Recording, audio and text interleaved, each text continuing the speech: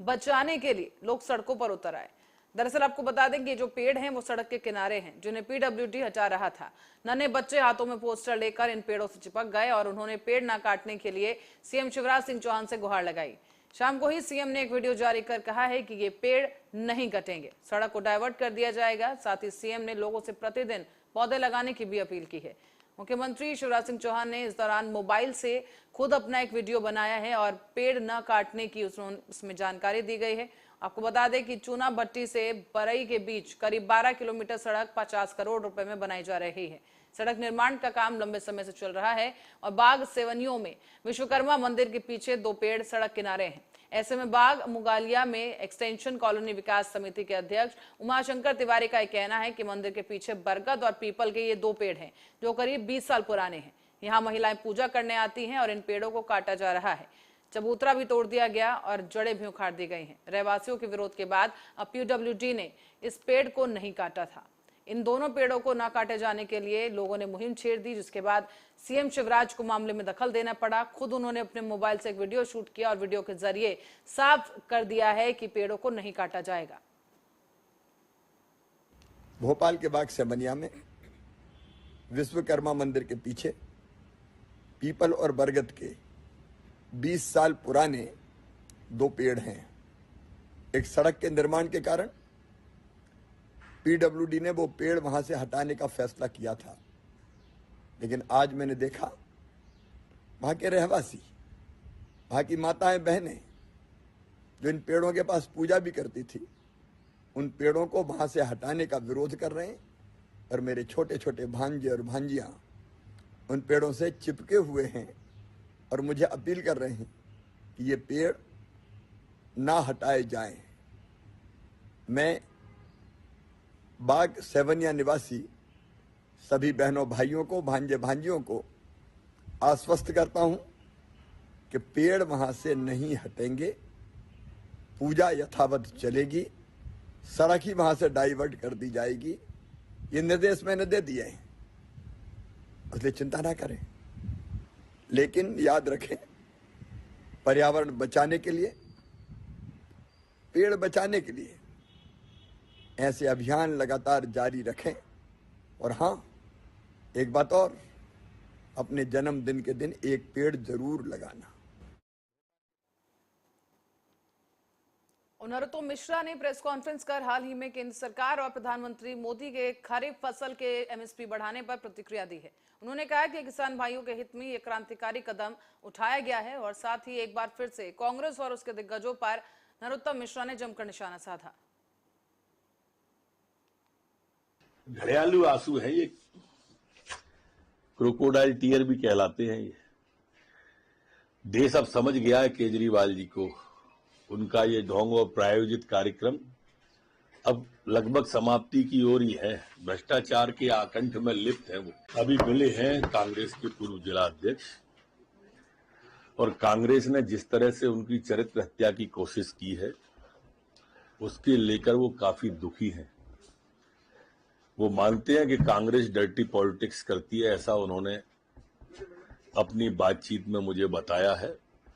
और ऐसे लोग जो इस तरह की राजनीति करते हैं उन पर कानूनी कार्रवाई की उन्होंने मांग की है। धारा 295A, 506B, 75, 82 जो लगता है जे एक्ट, ऐसी अनेक धाराओं में कार्रवाई की गई है। आगे भी इसमें बयान होंगे। अभी प्रारंभिक स्टेज है, जैसे जैसे बयान होते जाएंगे, नाम सामने आते जाएंगे, नाम बढ़ते भी जाएंगे। अब जैसे एक साधारण सी बात है, अभी स्कूल मैनेजमेंट के खिलाफ कायमी हुई है, पर कौन शिक्षक था जो इन्हें इस तरह से प्रताड़ित करता था या दबाता था या इस कार्य के लिए उत्प्रेरित करता था? भारतीय जनता पार्टी जो कहती है वो करती है। और ये आप कल माननीय प्रधानमंत्री जी ने जैसा किया है, एक क्रांतिकारी कदम जो उठाया है, फसल के दाम जो दुगने किए हैं, ये फसल के दाम का आप देखेंगे तो सोयाबीन जो कांग्रेस सरकार में अंतिम समय में 2560 क्विंटल था, वो अब बढ़कर 4600 रुपए कर दिया है माननीय प्रधानमंत्री ने। कपास जो 4050 था वो 7020 हो गया है रुपया। मूंग जो 4600 प्रति क्विंटल थी वो 8558 रुपए कर दी गई है। दुगने वाली बात मैं आपके ध्यान में कर रहा हूं, ये लोग अवगत होना चाहेंगे। जो कहते हैं, जो कहा सो किया वाली भारतीय जनता पार्टी है। सूरजमुखी का बीज जो 3700 था तो 6760 हो गया है। बाजरा जो 1250 था वो 2500 हो गया है। मक्का 1310 था वो 2090 हो गया है। रागी 1550 थी वो 3846 हो गई है। तुअर की दाल 4350 से 7000 हो गई है। माननीय प्रधानमंत्री जी का बहुत आभार कि उन्होंने किसानों की आय को दोगुना करने की ओर सार्थक और सफल कदम बढ़ाया। पूरा देश उनका आभार व्यक्त करता है किसान भाइयों की ओर से। भोपाल में गृह मंत्री नरोत्तम मिश्रा ने कहा है कि कोरोना लॉकडाउन के समय नियमों का पालन न करने पर लगे हुए केस वापस लेने का मुख्यमंत्री शिवराज जी का फैसला लिया गया है और इस दौरान उन्होंने कमलनाथ पर भी हमला किया। निकाली जाएगी यात्रा, कमलनाथ संदेश यात्रा निकाली जा रही। कांग्रेस पहला जो चरण होगा भोपाल से दतिया तक जाएगा। संदेश तो धोखे आ रही है, जबलपुर का पूजन कर रही है। नहीं सर, ये दूसरा सवाल है, दूसरी यात्रा अलग है। दोनों पे दे देंगे। कमलनाथ संदेश यात्रा निकाल रही है कांग्रेस, भोपाल से दतिया तक निकालेंगे, वहाँ पर एक भव्य कार्यक्रम दिया। अच्छी बात है, निकालना चाहिए, पर अभी तक जितनी यात्राएं कमलनाथ जी ने निकाली हैं एक भी में वो शामिल नहीं हुए और मुझे मालूम है वो इसमें भी शामिल नहीं होंगे। उम्र के कारण से ऐसी स्थिति है। प्रियंका वाड्रा जी आ रही है, दरभंगा पूजन कर रही है। पहले तो बंगलौर से लेके मध्य प्रदेश तक की माफी मांगनी चाहिए, अपने भाई से कहना चाहिए, वो राष्ट्रीय अध्यक्ष थे। अभी बंगलौर में बिजली के बिल कम करके 3 रुपया बढ़ा दिया। ये धोखा है जनता के साथ। मध्य प्रदेश में आए 4 लाख 10 दिन में माफ कर, 2 लाख 10 दिन में माफ कर देंगे, नहीं तो मुख्यमंत्री बदल देंगे। ये धोखा है किसान के साथ।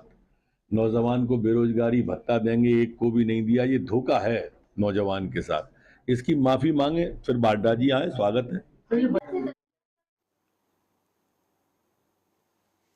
और कनाडा के ब्रैम्पटन शहर में खालिस्तान समर्थकों ने 5 किलोमीटर लंबी एक परेड निकाली है, जिसकी झांकी में पूर्व प्रधानमंत्री इंदिरा गांधी की हत्या का सीन दिखाया गया। कांग्रेस महासचिव जयराम रमेश ने इसे घिनौनी हरकत करार दिया है और इस घटना की जमकर निंदा की। इसी के साथ ही उन्होंने विदेश मंत्री एस जयशंकर से इस मामले को कनाडा सरकार के समक्ष उठाने की मांग की है। ऑपरेशन ब्लू स्टार की बरसी दरअसल 6 जून से 2 दिन पहले 4 जून को निकाली गई। इस परेड का वीडियो कांग्रेस नेता मिलिंद देवड़ा ने शेयर किया है और वीडियो में इंदिरा गांधी का पुतला दिखाया गया है, जैसे कि तस्वीरों के जरिए हम आपको भी दिखा रहे हैं। यहाँ पर ये जो पुतला है उसमें पुतले को खून से सनी साड़ी पहनाकर इंदिरा गांधी की हत्या का सीन रिक्रिएट करने की कोशिश की गई है। इसी के साथ ही इंदिरा गांधी की हत्या करने वाले 2 सिख अंगरक्षकों को भी इसमें दिखाया गया है। इस वीडियो के साथ ही मिलन देवड़ा ने लिखा है कि एक भारतीय के रूप में मैं कनाडा के ब्रैम्पटन शहर में हुई 5 किलोमीटर लंबी परेड से हैरान हूं, जिसमें इंदिरा गांधी की हत्या को दर्शाया गया और ये किसी का पक्ष लेने के बारे में नहीं है। ये एक देश के इतिहास के प्रति सम्मान और उसके प्रधानमंत्री की हत्या के कारण हुए दर्द के बारे में है। इस अतिवाद की सार्वभौमिक निंदा और एकजुट होकर प्रतिक्रिया देने की जरूरत है। तो वहीं जयराम रमेश ने भी इस झांकी की निंदा की।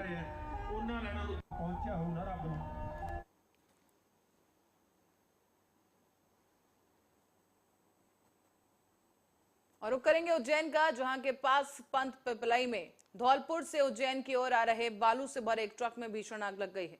आग लगने की वजह से उज्जैन इंदौर रोड पर अफरा तफरी मच गई। नानाखेड़ा थाना पुलिस भी मौके पर पहुंची और बताया जा रहा है कि ट्रक के पहिए में यह आग लगी थी और भीषण रूप से यह आग फैलती चली गई, जिसके बाद कुछ लोगों ने आग बुझाने की कोशिश की, लेकिन तब तक ट्रक आग से जलकर पूरी तरह राख हो चुका था। बताया जा रहा है कि गर्मी के चलते ट्रक के पहिए ने आग पकड़ ली और आग लगने के बाद ट्रक ड्राइवर और क्लीनर फरार हो गए हैं, जिससे इंदौर उज्जैन रोड पर जाम लग गया। कई यात्री बस को रोक दिया गया है और आग पर काबू पाने के बाद यातायात को वापस से सुचारू किया गया।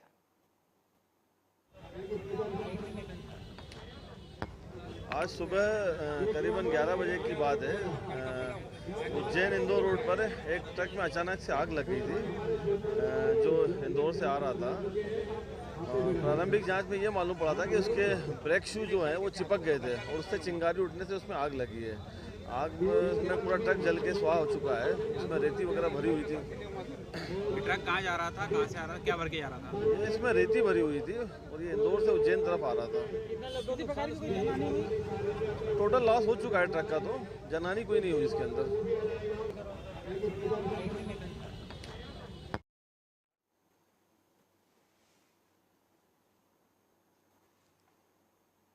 और जैन समाज के द्वारा विरोध स्वरूप मौन जुलूस के रूप में तहसील कार्यालय पहुंचकर एक ज्ञापन प्रदेश के मुख्यमंत्री के नाम अनुविभागीय अधिकारियों को सौंपा गया है। दरअसल पिछले कुछ दिनों से झाबुआ जिले के थांदला नगर में आम रास्ते पर जा रहे जैन संतों के साथ कुछ असामाजिक तत्वों द्वारा अभद्रता की गई थी। अभद्र व्यवहार के चलते उन्हें अपमानित किया गया और दया और करुणा का संदेश फैलाने वाले जैन संतों के साथ इस अप्रिय घटना से लोग आक्रोशित हैं। खाचरौद के सगल जैन समाज के लोगों ने आक्रोश में आकर विरोध दर्ज कराया है और मौन जुलूस के रूप में तहसील कार्यालय पहुंचकर ज्ञापन सौंपा गया।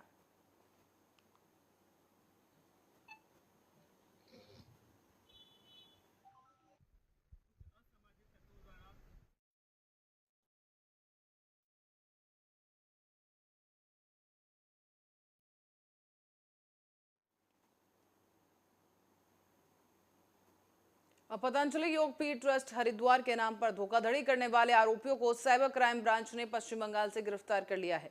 आरोपियों के इलाज के नाम पर 2,27,000 रुपए की धोखाधड़ी अब तक कर चुके थे।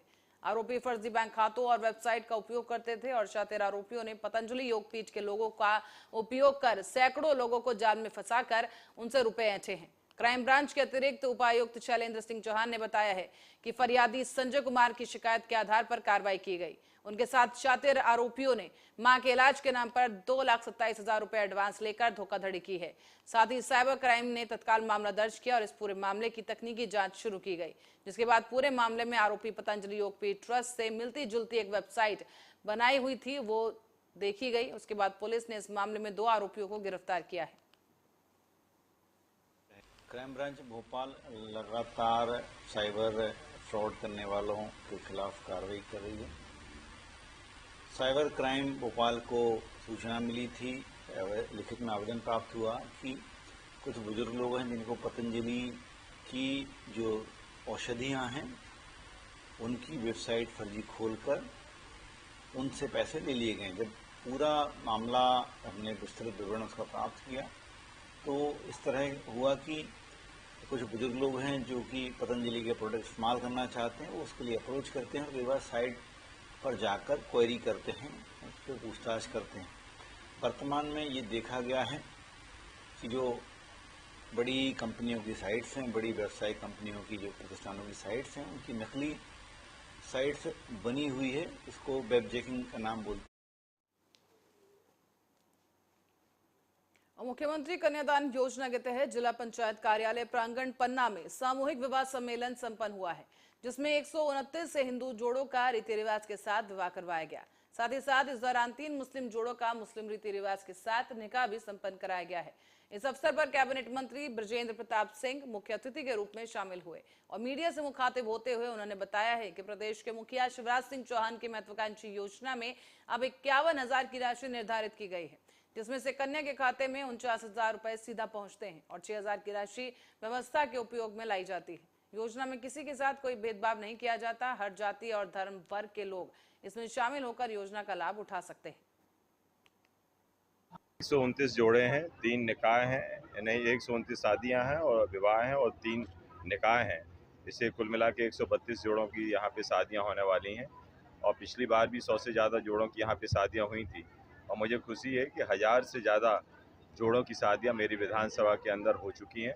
परसों भी हमारी 7 तारीख को 250 से ज़्यादा शादियां हमारी जोड़ों की अजयगढ़ में भी होने वाली हैं और इसलिए मैं ये मानता हूँ कि निरंतर ये जागरूकता का परिचायक है कि यहाँ पे अब लगातार। और फिल्म आदिपुरुष के डायरेक्टर ओम राउत और कृति सेनन नए विवाद में फंस गए हैं। मंगलवार को तिरुपति में फिल्म का फाइनल ट्रेलर जारी किया गया था और इसके बाद फिल्म की एक्ट्रेस कृति सेनन और ओम राउत वेंकटेश्वर मंदिर गए। यहां पर ओम राउत ने कृति को गले लगाया और गाल पर किस करके उन्हें गले लगा लिया। मंदिर परिसर में डायरेक्टर के इस बर्ताव पर लोग भड़क उठे हैं। धर्मगुरुओं ने इसे रामायण और माता सीता का अपमान बताया है।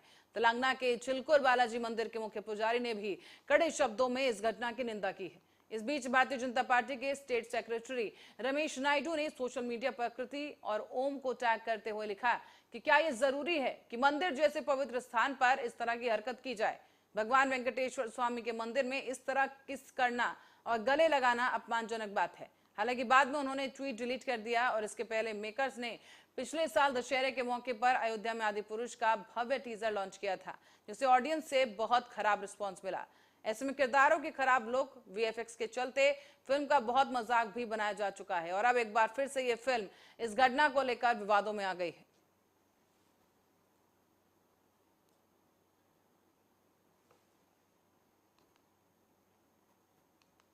और पूर्वी दिल्ली में मुख्यमंत्री अरविंद केजरीवाल और उपराज्यपाल वीके सक्सेना ने एक साथ मिलकर गुरु गोविंद सिंह इंद्रप्रस्थ यूनिवर्सिटी कैंपस का उद्घाटन कर दिया है।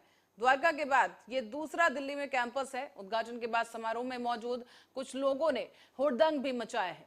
यहाँ आपको दिखा दें कि ऑडिटोरियम के दौरान क्या कुछ वहां पर हाल था, वो आपको दिखाते चले। यहाँ पर कुछ लोगों ने हुड़दंग मचाया है और जिस वक्त सीएम अरविंद केजरीवाल भाषण दे रहे थे उस दौरान मोदी मोदी के नारे लगाए गए। सीएम केजरीवाल को अपना संबोधन रोकना पड़ा और उसके बाद कुछ देर बाद उन्होंने कहा, लोगों से अपील की कि ये नारे बाद में लगा लेना। दरअसल ईस्ट दिल्ली में गुरु गोविंद सिंह इंद्रप्रस्थ यूनिवर्सिटी के इस शानदार कैंपस की शुरुआत हो गई है। आम आदमी पार्टी ने अपने ट्विटर हैंडल पर इस वीडियो को ट्वीट करते हुए घटना की निंदा की और कहा कि ये बीजेपी के कार्यकर्ताओं ने हुड़दंग मचाया है। सीएम ने जवाब देते हुए कहा कि अगर ऐसे नारे लगाने से शिक्षा व्यवस्था अच्छी हो जाती तो 70 साल में हो गई होती। क्या कुछ और कहा गया वो भी आप लोगों के हाथ जोड़ के निवेदन।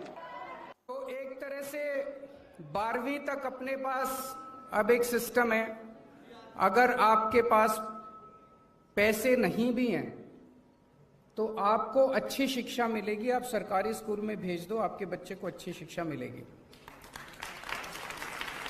अब अपने को 12वीं के बाद की शिक्षा के ऊपर ध्यान देने की जरूरत है। दिल्ली में हर साल लगभग 2.5 लाख बच्चे 12वीं पास करते हैं। इसमें से लगभग 1.5 लाख बच्चे सरकारी स्कूलों से निकलते हैं, 1 लाख बच्चे प्राइवेट स्कूलों से निकलते हैं। जब हमने जिम्मेदारी संभाली थी 2015 में, तो उस वक्त 12वीं के बाद सारे कॉलेजेस मिला के और डीयू का भी एक स्टेटिस्टिक्स लिया गया। डीयू में जैसे जो दिल्ली सरकार की यूनिवर्सिटीज हैं उनमें तो 85% सीट जो हैं वो दिल्ली के बच्चों के लिए रिजर्व हैं, लेकिन डीयू के अंदर सीटें रिजर्व नहीं है। तो एक एस्टीमेट बनाया गया भी दिल्ली के बच्चों को कितने एडमिशन होते हैं दिल्ली यूनिवर्सिटी में, वो सारा मिला लिया जाए तो एक रफ एस्टीमेट ये है कि 2.5 लाख में से 1.1 लाख बच्चों के लिए दिल्ली में सीट अवेलेबल थी। तो एक तरह से 1.4 लाख बच्चों का डेफिसिट था। पिछले 7-8 साल के बाद अंदर ये 1.1 लाख से हम इसको 1.5 लाख तक ले जा पाए हैं। आज 1.5 लाख बच्चों के लिए 12वीं के बाद सीट अवेलेबल है। अभी भी 1 लाख का डेफिसिट है। हमें अभी 1 लाख और बच्चों के लिए सीट्स क्रिएट करने की जरूरत है। लेकिन सबसे बड़ी इशू उठता है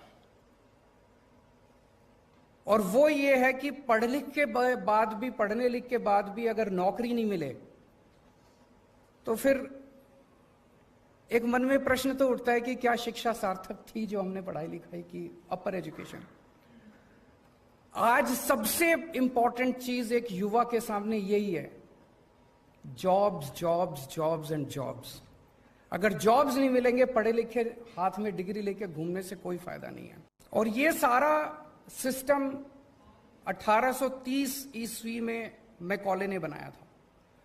उसके पहले जो भी भारतीय सिस्टम था हमारे देश में, एजुकेशन का सिस्टम था, जो मैंने पढ़ा है बताते हैं बहुत अच्छा सिस्टम था। अंग्रेजों के आने के पहले गांव-गांव के अंदर स्कूल थे, जो आचार्य का सिस्टम था, चाहे राजा का बेटा हो चाहे रंग का बेटा हो, सारे एक ही साथ स्कूल में आके रहते थे। और फिर इन्होंने सारा हमारा एजुकेशन सिस्टम तहस नहस कर दिया अंग्रेजों ने आके 1830s के अंदर मैकॉले ने सारा। और उन्होंने जो शिक्षा व्यवस्था बनाई वो शिक्षा व्यवस्था भारत के लिए नहीं बनाई थी, वो सारी शिक्षा व्यवस्था उन लोगों ने बनाई थी क्लर्क पैदा करने के लिए, कि पढ़े लिखे क्लर्क पैदा होंगे और वो अंग्रेजों की सेवा करेंगे। अनफॉर्चुनेटली आज़ादी के बाद हमने इसमें शिक्षा व्यवस्था में मूलचूल परिवर्तन नहीं किया। आज वही शिक्षा व्यवस्था चल रही है। हम बीए करते हैं, हम बीकॉम करते हैं, हम ये डिग्री फलानी डिग्री बीएससी करते हैं, नौकरी नहीं मिलती। तो नौकरी नहीं मिलती, फिर डिग्री करने का क्या फायदा? अब हमें कुछ ना कुछ करके हम लोगों को ऐसी शिक्षा देनी पड़ेगी जो कि अल्टीमेटली आपको रोजगार दिलवाए। मैं अभी पढ़ रहा था, मैं अभी डॉक्टर साहब से डिस्कस कर रहा था, यहां पे अब जो शिक्षा देने का प्लान किया जा रहा है वो लग रहा है कि शायद यहाँ पे डिज़ाइन के ऊपर आपको सिखाया जाएगा, ऑटोमेशन पे सिखाया जाएगा, आर्टिफिशियल इंटेलिजेंस पे सिखाया जाएगा, रोबोटिक्स पे सिखाया जाएगा, इनोवेशन पे सिखाया जाएगा, मशीन लर्निंग पे सिखाया जाएगा, डेटा मैनेजमेंट पे सिखाया जाएगा। ये सारी चीज़ें आज तकनीकी युग के अंदर ये डिमांड है सोसाइटी की। मुझे उम्मीद है कि यहाँ से निकलने वाले बच्चों को तुरंत नौकरी मिलेगी। लेकिन मेरा यह मानना है कि हर यूनिवर्सिटी के वाइस चांसलर की अकाउंटेबिलिटी इसी बात से फिक्स होनी चाहिए कि आपके निकलने वाले कितने बच्चों को नौकरी मिली, ये जरूरी होना चाहिए, सबसे इंपॉर्टेंट है। अब मैं इस पे एक चीज आप लोगों के सामने रखना चाहता हूं। नौकरियों की कमी है। सारे बच्चे अगर निकल के नौकरियां ढूंढने लग गए तो नौकरियां नहीं है इस देश के अंदर। हम बार बार ये कहते हैं कि हमें नौकरी ढूंढने वाला नहीं, नौकरी देने वाला बनना है। उस दिशा में अब अपने को अपनी शिक्षा व्यवस्था को ले जाना पड़ेगा। इसका एक छोटा सा प्रयास दिल्ली सरकार में हम लोगों ने किया। 11वीं और 12वीं के बच्चों को हम लोगों ने बिजनेस करने के लिए हमने उन लोगों को प्रेरित किया। इसको हमने बिजनेस ब्लास्टर्स प्रोग्राम या एंटरप्रेन्योरशिप क्लासेस का नाम दिया। इसमें क्या करते हैं कि एक बच्चे को 2000 रुपए देते हैं, 11वीं और 12वीं के बच्चों को 2000 रुपए देते हैं और उनको कहते हैं इस 2000 रुपए से बिजनेस करो। तो सुनने में बड़ा अटपटा लगता है, आप लोगों को भी लगता होगा, पर शुरू में मनीष जी और आतिशी जी ने जब इस पूरे प्रोग्राम को कंसीव किया, मुझे भी लगा यार पता नहीं क्या 2000 रुपए में क्या बिजनेस होगा। उसमें वो क्या कर सकते हैं, बच्चे इकट्ठे होते हैं, 4 बच्चे, 10 बच्चे, 15 बच्चे, वो टीम बनाते हैं। तो 15 बच्चे आए, 15 बच्चों ने अपने 2-2000 रुपए डाले, वो 30,000 रुपए हो गए। तो एक और इसी खबर के साथ ही बुलेटिन में फिलहाल के लिए इतना ही। आप देखते रहिए आर्या न्यूज।